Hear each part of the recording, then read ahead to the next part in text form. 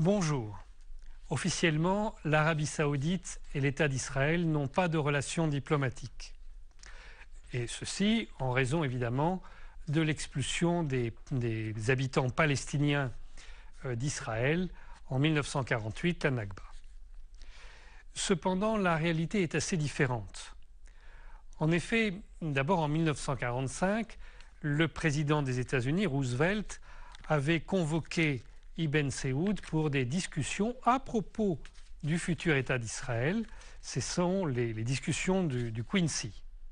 Et au cours de ces discussions, même si Ibn Saoud a refusé de soutenir la création de l'État d'Israël, il a signé un pacte avec les États-Unis dont une des clauses prévoit que jamais l'Arabie saoudite ne fera obstacle à la transformation du foyer juif en un État à part entière.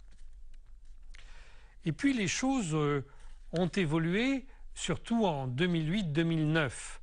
À ce moment-là, l'État de l'Arabie saoudite a financé sur ses deniers propres la guerre d'Israël à Gaza. Habituellement, les guerres israéliennes sont payées par les États-Unis, mais cette fois-ci, pour la première fois, c'est l'Arabie saoudite qui a financé la guerre.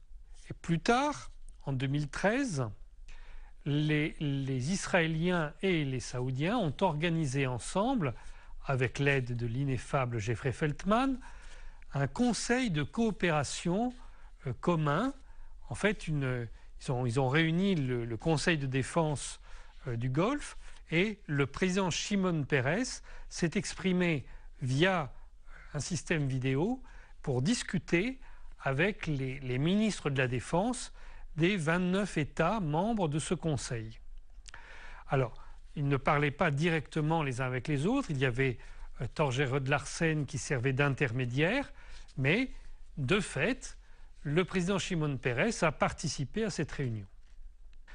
Par la suite encore, nous avons eu la création de la force arabe de défense commune. Alors, c'est bien une force arabe dans le sens que les soldats sont des Arabes, mais la gouvernance de cette force est israélienne. C'est le même principe que ce qu'on avait vu avec le pacte de Bagdad, où les États-Unis, qui n'étaient pas membres du pacte, dirigeaient militairement cette organisation.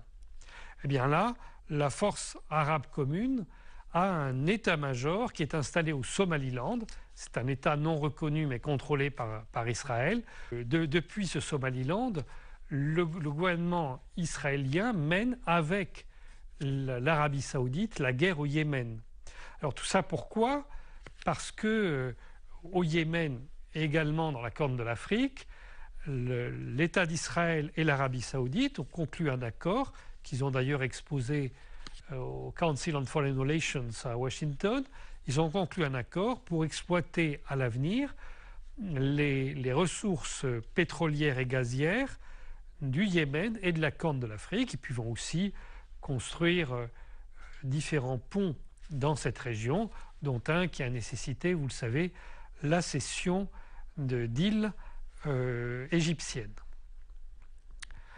Alors, on pourrait en rester là, mais en réalité, depuis quelques semaines, a commencé à Tel Aviv la construction d'une gigantesque ambassade, peut-être la plus grande ambassade d'ailleurs à Tel Aviv, pour le compte de l'Arabie saoudite. Même si les deux États n'ont pas de relations diplomatiques, ils s'apprêtent, dans les 2 ans à venir, à rendre publiques leurs relations.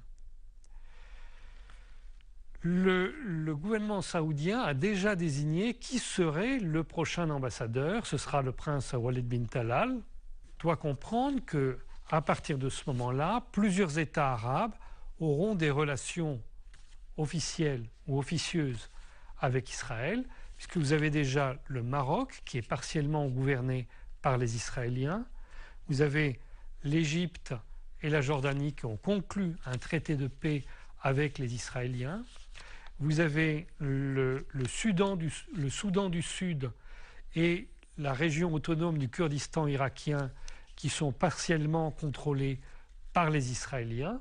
Vous avez toujours actuellement une ambassade, ou plutôt une représentation diplomatique des Israéliens aux Émirats arabes unis. Alors ça a été créé sous le prétexte fallacieux d'être une représentation diplomatique auprès d'une organisation internationale, mais il s'agit bien d'une ambassade sur place.